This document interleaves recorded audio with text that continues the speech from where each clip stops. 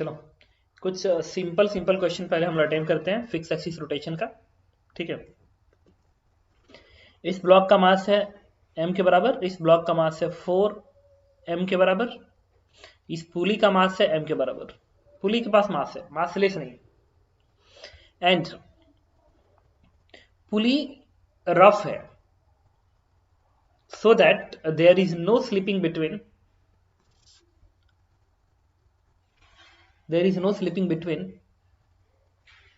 string and pulley।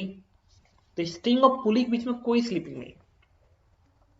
तो अगर यहां पे मैं एक टर्म्स यूज करूं इस तरीके से कि ये मान लो पुली है और ये स्ट्रिंग मैंने यहां बना दिया,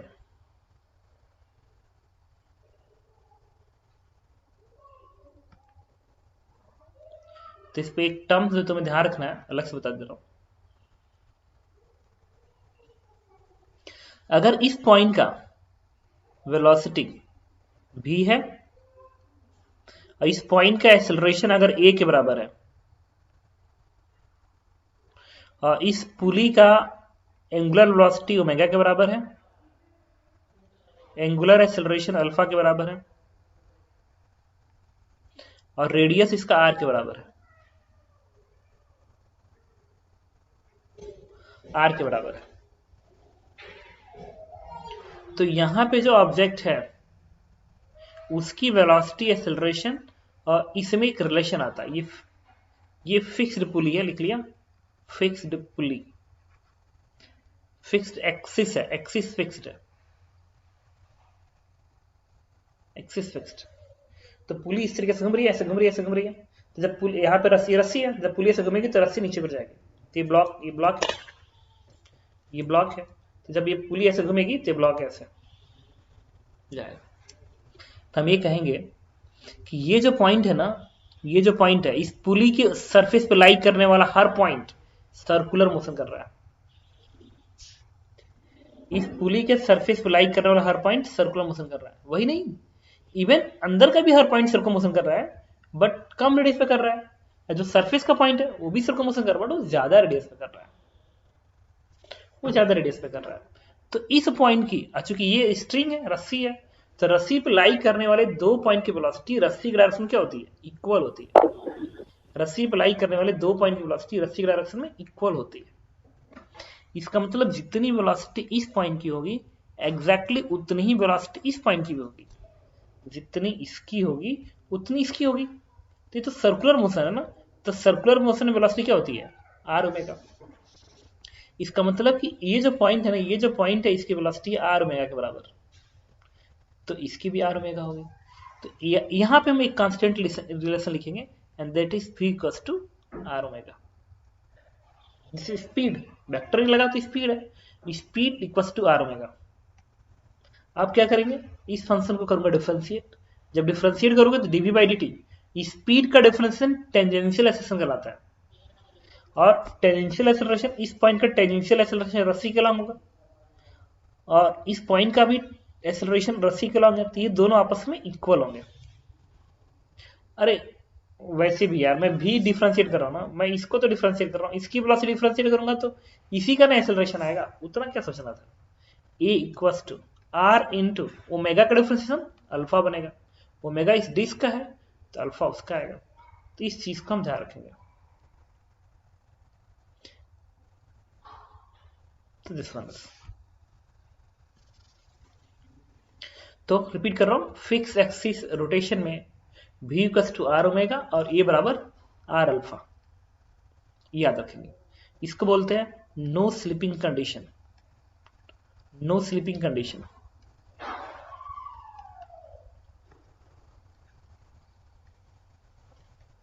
नो स्लिपिंग कंडीशन है।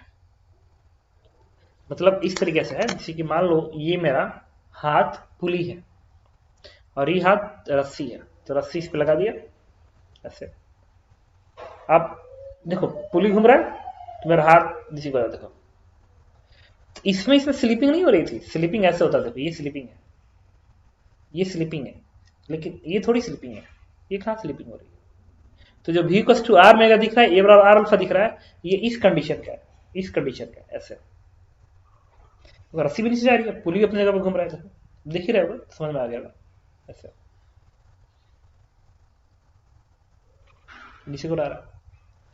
ठीक है, अगर ये ऐसे मौसम ऐसे देखो ना, ये इधर स्लिपिंग है, ये वाला है ना, ये वाला इसको क्या कुछ भी बोलते हैं, यहाँ पे ये वाला मेरा फिंगर है, तो अगर हमेशा फिंगर वहीं पे है तो नो स्लिपिंग है। देखो फिंगर अभी भी इसी के सामने है, देखो ये वाला है ना, इसी के सामने है, ये नो स्लिपिंग है। लेकिन अगर मान लो ऐसा मौसम होता है, ऐसा, ये स्लिपिंग भी है, क्योंकि ये इसके रिस्पेक्ट में भाग भी गया, दैट इज स्लिपिंग। अगर स्लिपिंग हो रहा है तो v = r ओमेगा होल्ड नहीं करेगा, और नहीं स्लिपिंग हो रहा है तो v = r ओमेगा होल्ड करेगा। तो फिक्स एक्सिस रोटेशन में this is no slipping condition.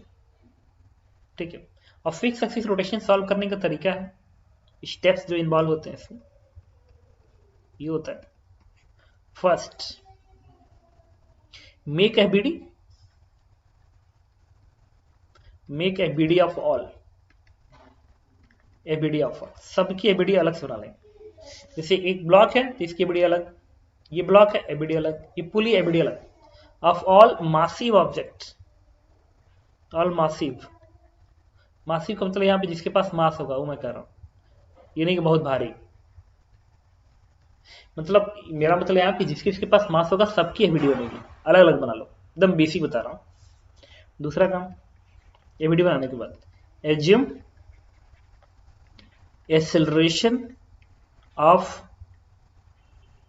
All block and angular acceleration of all pulley, सारी पुली के बनाते हैं।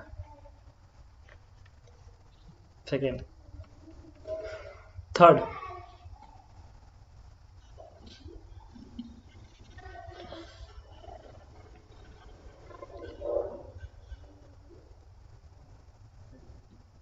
सारे ब्लॉक पे F बराबर एम ए लिखेंगे, राइट, F बराबर M A all on all block,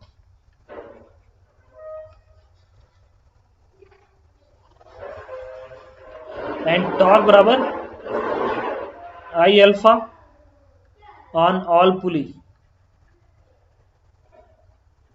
her pulley पे लिखते हैं। इसके बाद चौथा काम क्या होता है, राइट,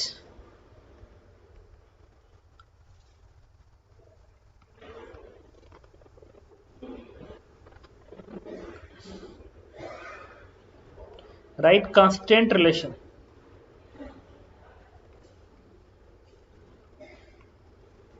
यही है कांस्टेंट रिलेशन,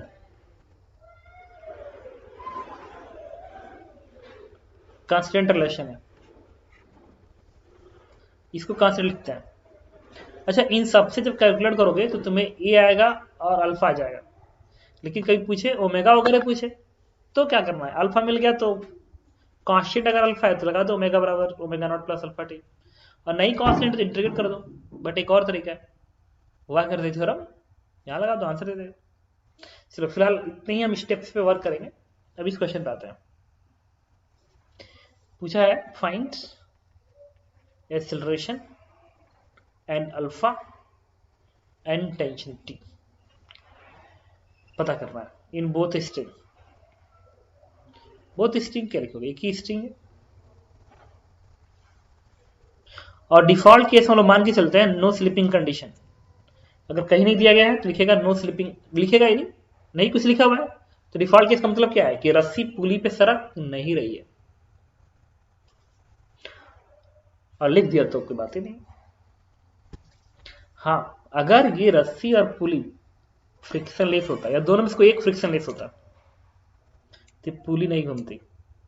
अगर ये मेरा हाथ है, इस पर खूब ऑयल लगा दो और इस रस्सी से, ये रस्सी मेरा हाथ इससे ऐसे खींचो तो ये नहीं घूमेगा, सरक जाएगा हाथ, तो फ्रिक्शन लेस है तो पुली नहीं घूमेगी। तो इसको रफ होना जरूरी है, पुली के सरफेस को और रस्सी को रफ होगा तभी तो ऐसे खींचेगा, तभी ऐसे घूमेगा।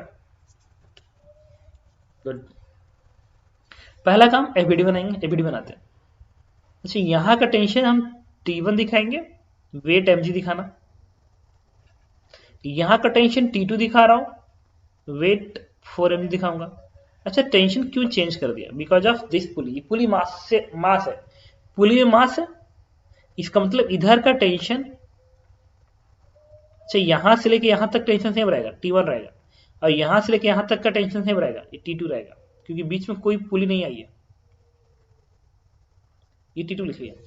हाँ, लेकिन ये T2 T1 मैंने इसलिए लिखा क्योंकि ये पुली मास है ना, तो पुली को भी तो घुमाना है, तो कोई मासिव चीज घूम रही है ऐसे इस तरीके से, इसका मतलब इधर का फोर्स ज्यादा है, इधर का कम है, तब तो मासिव चीज ऐसे घूम रही है। अगर इस पुली में मास है और ये पुली घूम रही है, इस पुली में मास है तो ये पुली घूम रही है, इसका मतलब कि इधर का टेंशन में ये टेंशन इससे ज्यादा है, इसलिए ऐसा हो रहा है। अगर ये पुली मासलेस होता तो ये टेंशन ये टेंशन बराबर मान लेता, मास सही नहीं है तो घुमाने का होता है, अपने आप ही घूम जाएगा। जब किसी में मास होती है तो उसको घुमाने के लिए फोर्स चाहिए होता है, एक्स्ट्रा फोर्स। मैं रिपीट कर रहा हूँ, जब भी पुली में मास होगा तो टेंशन दोनों साइड का अलग अलग कर लो, क्योंकि नो स्लिपिंग होगी। लेकिन हाँ, एक और चीज है यार, अगर ये पुली फ्रिक्शनलेस होती तो फिर इधर का टेंशन सेम होता, क्योंकि पुली घूमना नहीं है, इसको घूमना ही नहीं है, तो सर्क होगा ऐसे ही। इसमें रस्सी ऐसे ना, तो रस्सी पे क्या होता है कि इस सरफेस पे, रस्सी के इस सरफेस पे फ्रिक्शन ऐसे उल्टा आ जाता है, जब रस्सी ऐसे खींचते हो ना तो ऐसे उल्टा आ जाता है। वो क्या करता है, यहाँ का टेंशन और यहाँ का टेंशन अलग अलग कर देता है, यहाँ का टेंशन ज्यादा कर देता है, क्योंकि ऐसे खींच रहा है ना, ऐसे इधर का ज्यादा हो गया, इधर का कम हो गया, तो टेंशन लग गया। फ्रिक्शन ही ना हो तो फिर इधर का बराबर रहेगा। तो एक लाइन चाहो तो लिख सकते हो, लिखो तो, इफ स्ट्रिंग और pulley are frictionless then tension in both side will be same. Okay, default किसे क्या मानते हैं, रफ मानते हैं। अगर पुली का मास दे दिया तो मानेंगे रफ है, तो रफ है, इस लाइन को लिख लो, if pulley is rough and has mass then tension in both side of pulley will be different. इसका स्क्रीनशॉट ले लेना, 1 मिनट से कम बचा हुआ। अब इसका एक्सेलरेशन मैंने अपने मन से क्या मान लिया, ये मान लिया, तो इसका भी क्या लिखोगे, यही लिखोगे, इसलिए क्योंकि ये पुली का सेंटर रुका हुआ है, पुली तो फिक्स्ड पुली है, तो कहा था ना फिक्स्ड पुली में इधर का एक्सेलरेशन इधर का एक्सेलरेशन बराबर होता है, और इसका एंगुलर एक्सेलरेशन अल्फा मान लो। इस पे इक्वेशन में जल्दी लिख रहा हूं, देखना, इस पे लिखूंगा मैं T1 माइनस mg बराबर m इंटू ए, और इस पे मैं क्या लिखूंगा, और T2 माइनस 4mg बराबर 4m इंटू माइनस ए, इक्वेशन 1 इक्वेशन 2। और इस पे टॉर्क लिखेंगे, टॉर्क T2 का टॉर्क आएगा T2 इंटू आर, रेडियस मान लो आर है, और T1 का टॉर्क क्या आएगा minus T1 into are, T1 ऐसे घुमाएगा T2 ऐसे घुमाएगा, बराबर आई अल्फा। पुली डिस्क होता है तो बनेगा mr square by 2 into alpha, equation number third हो गया। और एक आएगा कांस्टेंटेशन। अब मैंने 2 इक्वेशन F बराबर m1 लिखा था, एक इक्वेशन टॉर्क बराबर आई अल्फा लिखा था, बट उसमें 4 अननोन थे, तो एक constant relation no slipping condition लिखना होता है, दैट इज ए बराबर आर अल्फा। बस ये 4th इक्वेशन था, इनको सॉल्व करते ना आंसर आ जाता, ठीक है। तो चूंकि पहले पेज पे था तो पेज अभी आ नहीं सकता, ठीक है, बट तुम समझ गए होगे। मैं दूसरा क्वेश्चन कराता हूँ, उसे कॉपी कर सकते हो और इसको उसको भी पा सकते हो, वीडियो रिकॉर्ड हो ही रहा है, तो जो अपलोड होगा तो वहां पे आपको मिल जाएगा, ठीक है। तो मैं बस आपको ये कह रहा था कि जो ब्लॉक भाग रहा होगा, एक सिंपल सा कॉन्सेप्ट जो मैंने याद किया था, जो ब्लॉक भाग रहा होगा उस पर लिखूंगा F बराबर m, जो रोटेट कर रहा है उस पर लिखूंगा टॉर्क बाय अल्फा, जो भाग भी रहा है और घूम भी रहा है, देखो घूम भी रहा है, रोटेट भी हो रहा है, भाग भी रहा है, तो मैं सोचता था कि उस पर F बराबर m लिखना है और टॉर्क बाय अल्फा भी लिखना है, इससे हो जाता था। और यही तो कर भी रहा हूं मैं, और क्या कर रहा हूं, पुली सिर्फ घूम रही थी तो टॉर्क लिखा, घूमने के साथ नीचे भागती है ऊपर भागती तो F बराबर m लिखता। फाइनली रिपीट करो, क्या करना होता है स्टेप्स में, पहले एफबीडी बनाओगे, जितने ब्लॉक्स हैं, जितने पुली हैं जिनमें मासेस हैं उनकी एफबीडी बनाओगे, जिससे मासलेस, जो मासलेस है उसमें उसकी एफबीडी क्यों बनाओ, उस पर क्या लिखूंगा मैं, तो जिसमें मास है उसकी एबीडी बनाओगे, चाहे वो पुली हो चाहे ब्लॉक हो। दूसरा काम क्या करोगे, सबके एक्सेलरेशंस को एज्यूम करोगे, A1 A2 और पुली का एंगुलर एक्सेलरेशन एज्यूम करोगे। तीसरा काम क्या करोगे, F बराबर ma लिखेंगे जितने ब्लॉक भाग रहे होंगे, और टॉर्क बाय अल्फा लिखेंगे जितनी पुली घूम रही होगी। इसके बाद अननोन चेक करें कितने अननोन है। अगर अननोन ज्यादा आ गया तो आपको नो स्लिपिंग कंडीशन लिखनी पड़ेगी, एंड दैट इज A बराबर R अल्फा।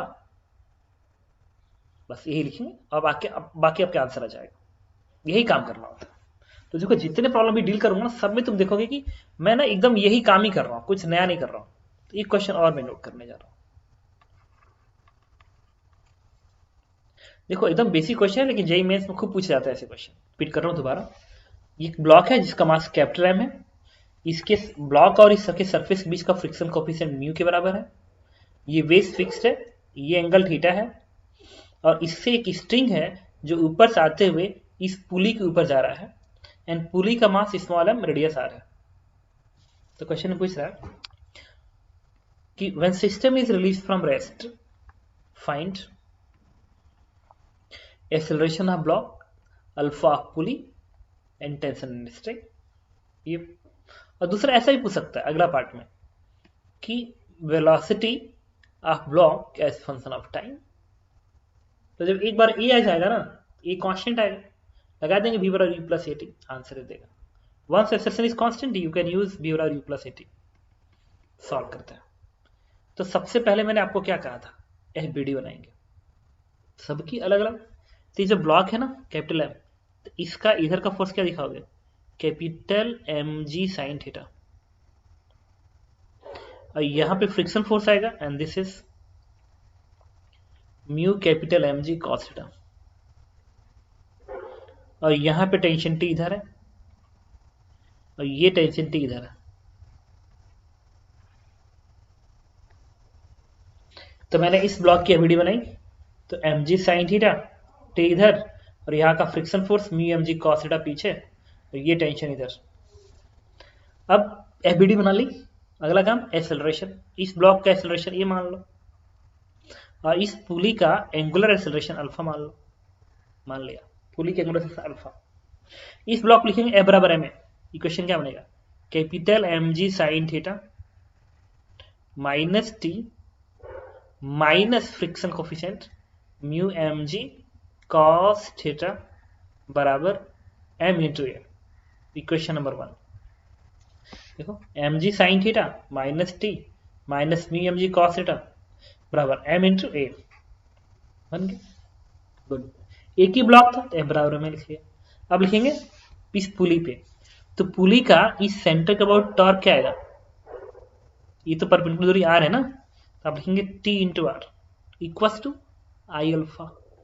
तो इसके सेंटर का अबाउट आई कितना आएगा, पुली है तो डिस्क होगा, तो डिस्क के प्लेन में उसके सेंटर से पास होने वाले परपेंडिकुलर एक्सिस के about moment of inertia m are square by 2,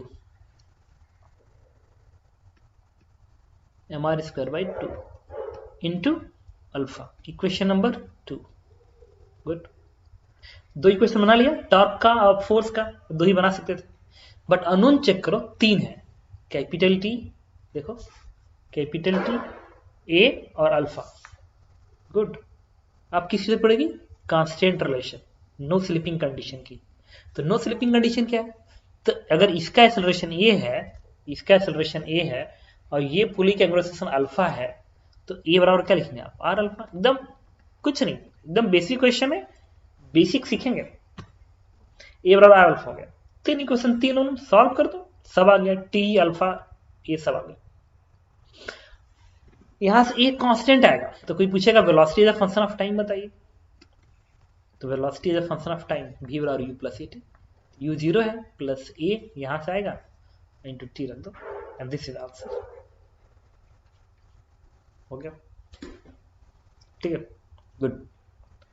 अच्छा चलो एक क्वेश्चन और करते हैं ऐसे। तो क्वेश्चन नंबर 3, डाउट होगा तो प्लीज मुझे बताने का कष्ट करना, लेकिन देखो एक डिश है, इसका मास 2m है, इसका मास स्मॉल m है, रेडियस r है। सिस्टम को रेस्ट रिलीज किया, सिस्टम रिलीज फ्रॉम रेस्ट,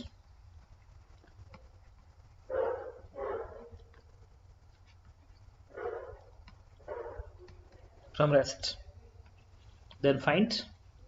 पहला तो क्वेश्चन वही होगा, ए पता करना है, अल्फा पता करना है, टी पता करना है। सेकेंड क्वेश्चन, ओमेगा एंड भी व्हेन ब्लॉक descend by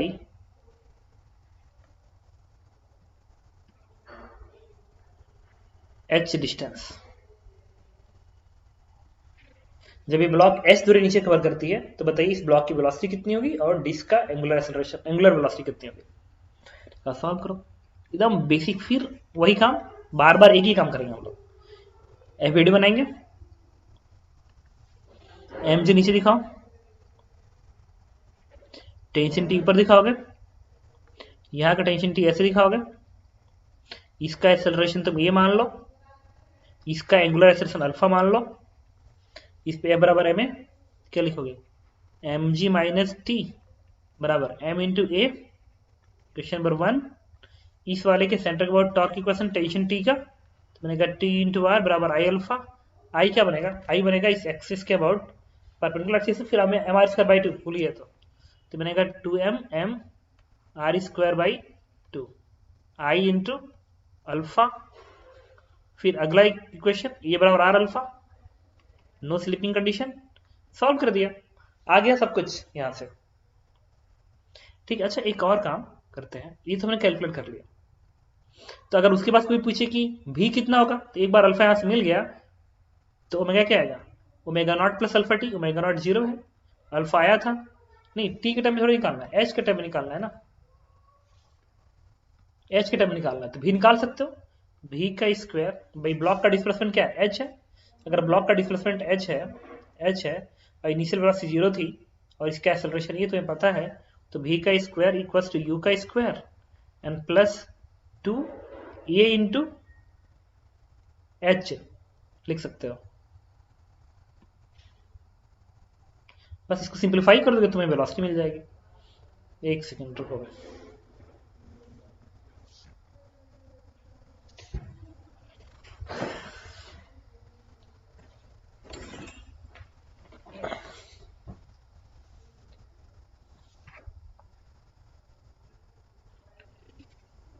ठीक है। तो मैंने क्या किया कि भी square equals to u square plus 2 a h लगा दिया, आ गया।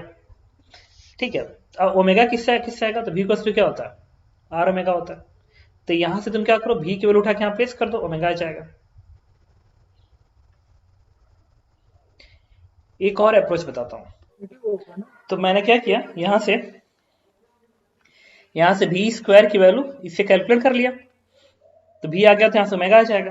अब एक और चीज देखना, कभी कभी क्वेश्चन में डायरेक्ट ये पूछता है कि ओमेगा भी डायरेक्ट पूछता है, उस केस में हम एक और तरीका यूज कर सकते हैं इसके अलावा भी। ये मेथड 1 है ओमेगा और भी निकालने के लिए, और जो मेथड 2 है वो वर्क एनर्जी थ्योरम है। क्योंकि मैं कहा था वर्क एनर्जी में कि वेलोसिटी या ओमेगा अगर तुम्हें कैलकुलेट करना है, वेलोसिटी कैलकुलेट करना है और डिस्प्लेसमेंट दिया गया है, तो बेटर अप्रोच क्या है, वर्क एनर्जी थ्योरम है, वो तुरंत हैंडल कर लेता है। क्योंकि यहां से भी और ओमेगा निकालने के लिए तुम्हें ये पूरे स्टेप्स को सॉल्व करने पड़ेंगे। इसे सॉल्व किया, फिर इसे किया, फिर इस थर्ड इक्वेशन का हेल्प लिया, फिर इससे कैलकुलेट करेंगे, फिर ये आएगा, फिर उठा के इसमें रखेंगे, फिर यहाँ पे आएगा आंसर। इससे बेटर है ना वर्क एनर्जी थ्योरम सीधे लिख लो। देखो ये जो ब्लॉक है h डिस्टेंस मूव किया तो वर्ड में all force change in kinetic energy, और सिस्टम लिखेंगे सिस्टम पे। जब तुम सिस्टम की बात करोगे ना, सिस्टम की बात करोगे सिस्टम पे,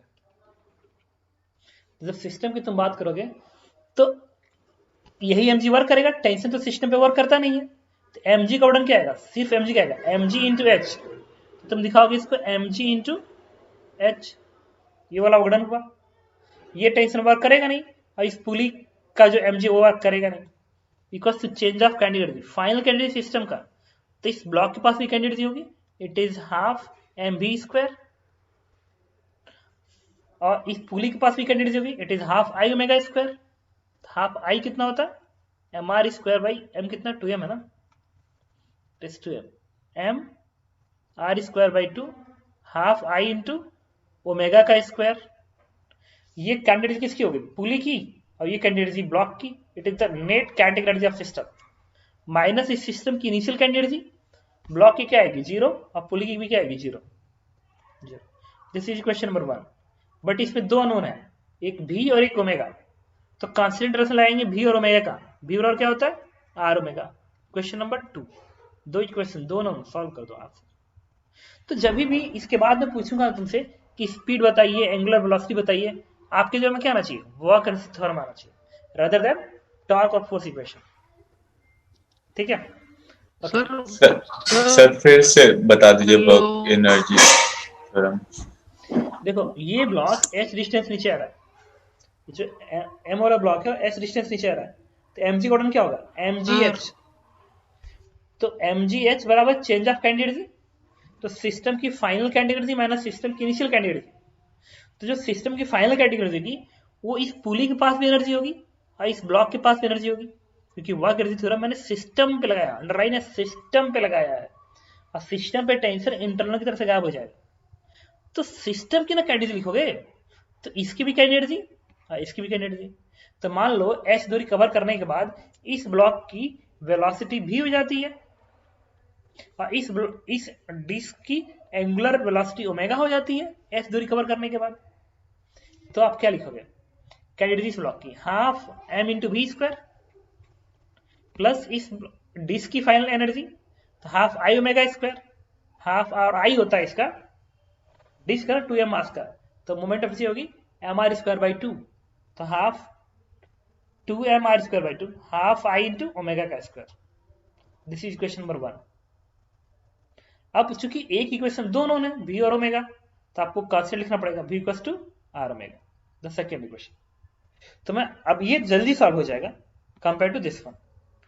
तो मैं यही आपसे कह रहा हूं कि जब भी आपको वेलोसिटी निकालनी हो या एंगुलर वेलोसिटी निकालनी हो तो आपके दिमाग में सबसे पहले क्या आना चाहिए, वर्क एनर्जी थ्योरम आना चाहिए या एनर्जी कंजर्वेशन आना चाहिए rather than force and torque equation के। बोलो क्वेश्चन दोबारा रिपीट कर दो तुम्हें, सुनना। ये एक डिस्क है, यहाँ पे एक्सिस पड़ा हुआ है, एक पॉइंट मास यहाँ पे, एक पॉइंट मास यहाँ पे, एक पॉइंट मास यहाँ पे 2m मास का, पूरे डिस्क का मास स्मॉल m है। जब डिस्क को छोड़ते हैं तो जब ये डिस्क 90 डिग्री घूमता है, 90 डिग्री मतलब ये जो है, ये जो निकला हुआ पार्ट है वो जब 90 डिग्री रोटेट करता है, तो मैं पूछ रहा हूं कि बताइए कि इस डिस्क की एंगुलर वेलोसिटी कितनी होगी और ये जो पॉइंट ए है किनारे पे इसकी वेलोसिटी कितनी होगी। और दूसरे पार्ट में पूछ रहा हूं find at initial moment find alpha. तो अल्फा के लिए टॉर्क लिखना पड़ेगा बट ओमेगा के लिए जरूरत नहीं है, वर्क एनर्जी थ्योरम की जरूरत है। तो मैंने क्या किया, ओमेगा निकालना है, पहला क्वेश्चन सॉल्व करने जा रहा हूं। एफबीडी जो मासेस हैं वो चिपके हुए हैं, हाँ स्टिक है, मासेस चिपके हुए हैं। तो देखो अब ये कंडीशन पे, तो हम अगला इसका डायग्राम बनाते हैं कि अगला ये बेसिकली होगा किस पोजीशन पे होगा। इसके लिए मैंने एक कलर सेलेक्ट करते हैं,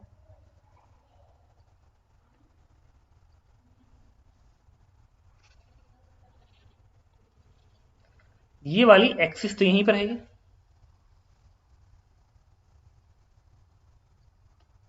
ये वाला एक्सिस तो यहीं पर रहेगा, यहीं पर रहेगा।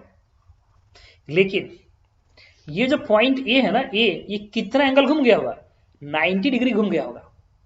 देखो यहां था तो ये नीचे आ गया,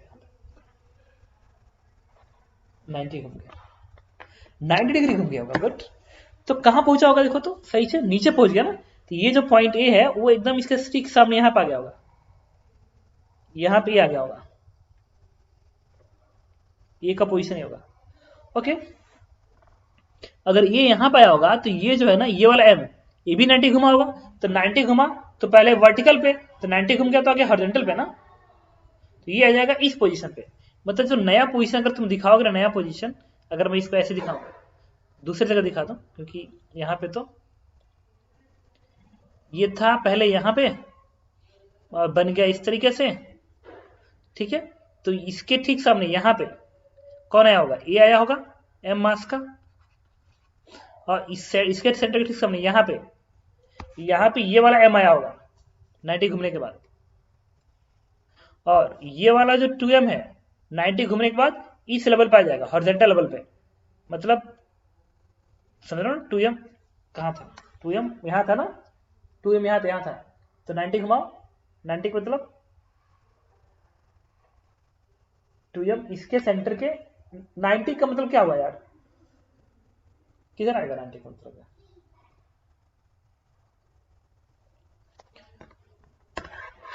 सुनो ठीक, तो ये m है, ये m है, तो इस वाले m से इस वाले m में और इस वाले 2m में 90 एंगल है ना, तो यहाँ आ जाएगा, यहाँ पर जाएगा, ये 2m बेसिकली यहाँ आ चुका होगा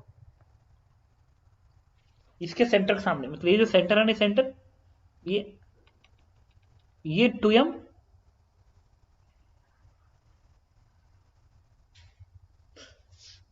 कहाँ पाएगा, ये वाला ये सीधे यहाँ पे आएगा, ये 90 घूम के यहाँ पे आ जाएगा, ठीक तो है, ये सीधे 90 घूम के यहाँ पे आ जाएगा, तो ये इधर है और इसके बीच में 90 एंगल है, तो 2m यहाँ पे आ जाएगा ना, 2m का नया पोजीशन ये बनेगा, ये 2m का नया पोजीशन बनेगा, और ये m बीच में है, ये 2m है, और इस m के इधर m ये है, मतलब इस 2m की जगह पे ना ये वाला m आया होगा, जो कि यहाँ पे मैं दिखा रहा हूँ, यही कंडीशन होगा। डायग्राम में कोई दिक्कत है क्या, तो बताओ। देखो ना, सिंपल सी बात है। हाँ, कैसे मैं समझ पा रहा हूँ, ये m ये 2m ये सब 90 पे है, तो मैं इसका हेल्प कर रहा हूँ, ये इसके एंगल के साथ 90, इसके साथ 90 है, तो ये जब ऐसे आएगा इस तरीके से, तो ये इधर आ गया ना, तो इसके साथ ये 90 पर आएगा, तो सब 90 पे मैंने दिखा दिया। मतलब समझ गए यार तुम, इस m के साथ ये 2m 90 पे होगा, तो m नीचे है तो 2m 90 पे, और ये वाला m इस m के पीछे होगा, इस m के पीछे होगा, मतलब इसके जगह पे होगा, इस वाले डॉट पे m दिखा सकते हो, कलर चेंज करना हो ताकि तुम समझ सको कि मैं वही बना रहा हूँ, ये m। अब लिखेंगे वर्क एनर्जी थ्योरम। चलो, इसका वेट mg दिखाओगे, इसका वेट भी mg दिखाओगे, इसका इस वाले 2m का वेट क्या था, 2mg था ना, तो इस वाले mg का वर्डन पूछ रहा हूँ, इस वाले mg का वर्डन लिखोगे mg इंटू, अच्छा ये वाला m कहाँ पाया हुआ है,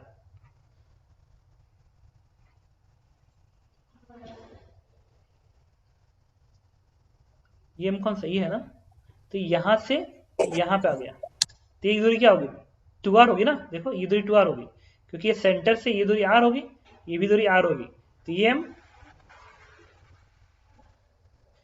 2r दूरी तय किया ना, ये वाला mg, इस वाले mg का वर्डन दिखा रहा हूँ, इस वाले mg का वर्डन, तो ये वाला m यहां से यहां पे आया ना, तो मैं क्या दिखाऊंगा, 2r पॉजिटिव वर्डन प्लस इस ये वाला mg का वर्डन, इस ये वाला mg का, इसके वर्डन पूछ रहा इस वाले का, तो इसको भी लिखूंगा मैं mg इंटू, ये पार्टिकल यहां से कहां आ गया, यहां पे आ गया ना, यहां से यहां पे आ गया, तो वर्टिकली ये कितना दूरी तय किया, वर्टिकली ये जो दूरी तय करेगा, ये जो दूरी तय करेगा, ये भी तो 2r होगा, ये भी तो 2r होगा, तो मैं इसको भी 2r कर दिया, प्लस अब इस वाले 2mg का वर्ड लिखना पड़ेगा, 2mg का, तो क्या लिखोगे 2mg इंटू, 2mg पहले यहां था ना, अब बाद में कहा नहीं, 2mg पहले कहां था, पहले यहां पर था 2mg, और आ कहां गया,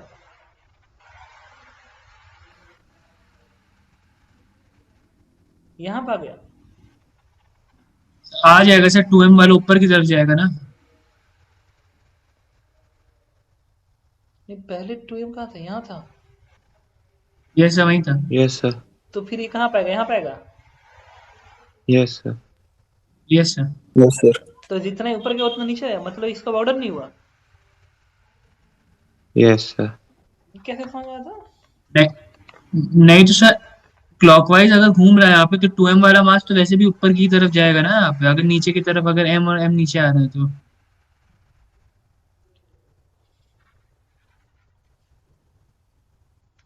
ठीक है, ये 2m यहाँ था और आ गया यहाँ पे, तो ये वर्डन क्या होगा 0।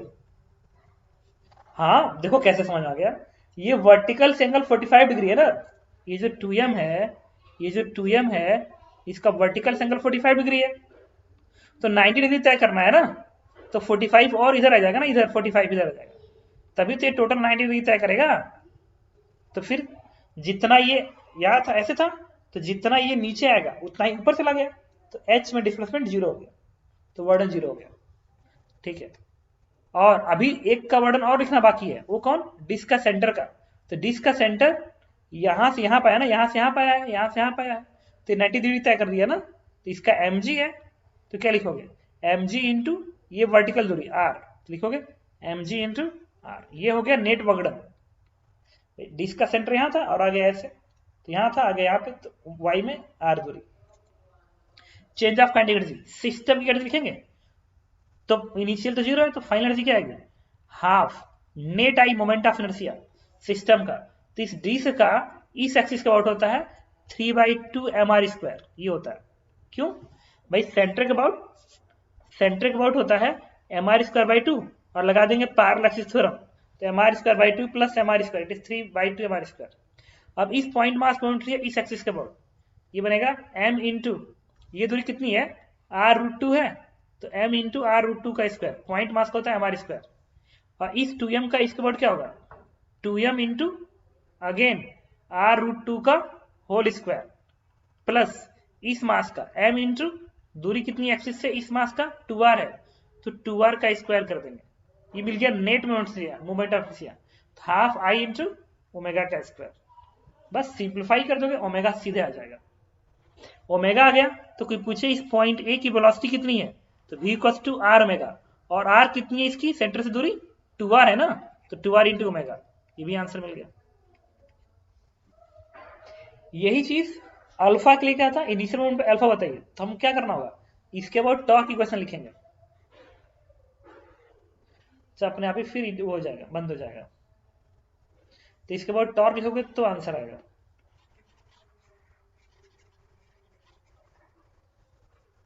और आई तो यही लिख दोगे, आई यही लिख दोगे, और टॉर्क क्या आएगा इसके अबाउट, इस mg का आएगा टॉर्क mg इंटू r।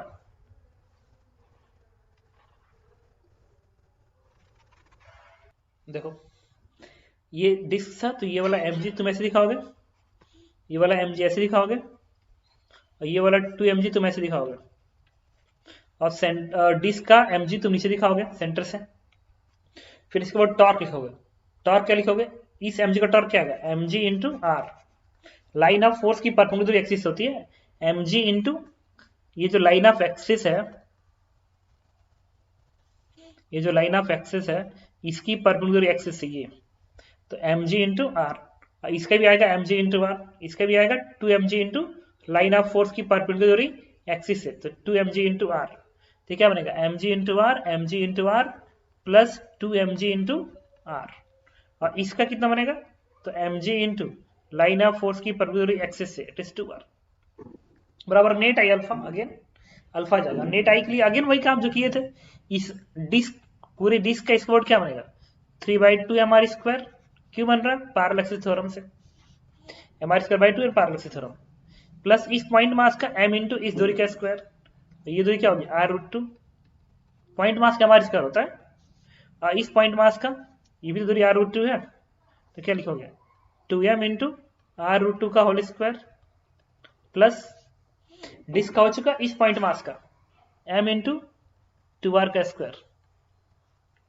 तो i इंटू अल्फा कर दो, सॉल्व करोगे अल्फा जाएगा बस।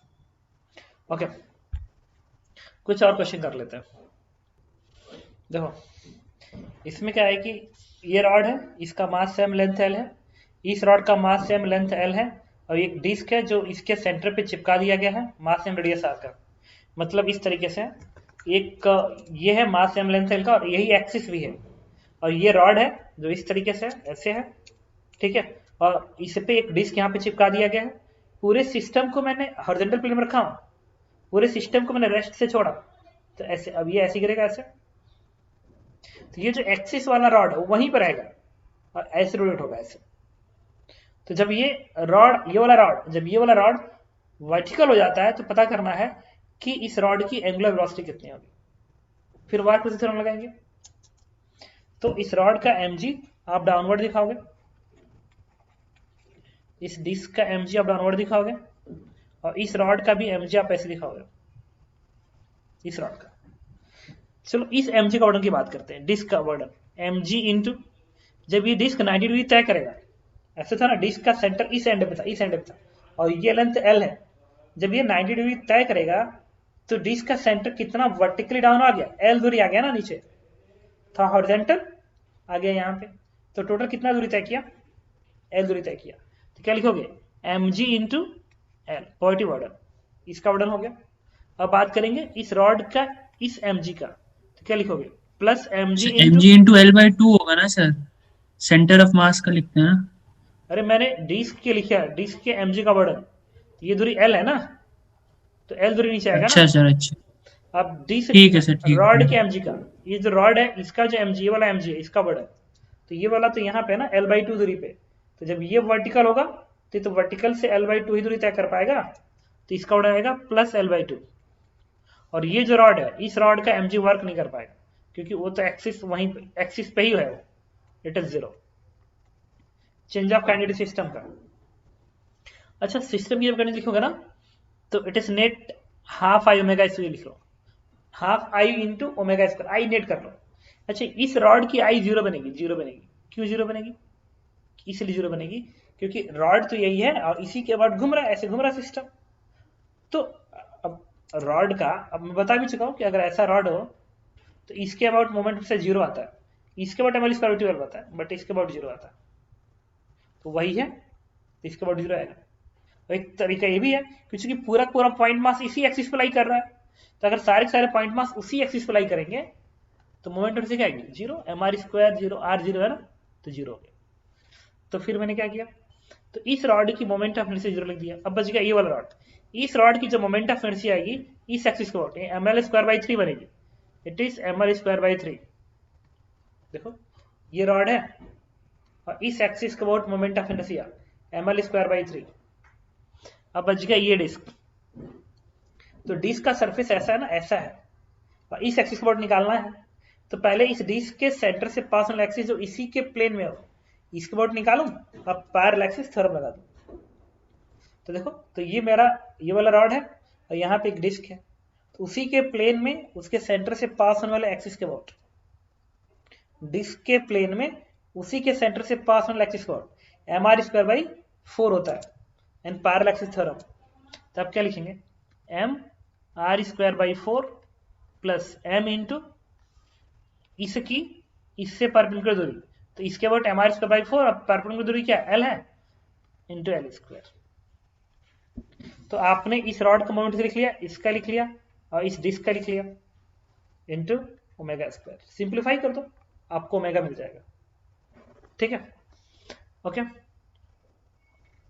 एक और चीज, ऐसा ही कभी कभी ऐसा भी तुम्हें क्वेश्चन देगा, इस तरीके से कर देगा कि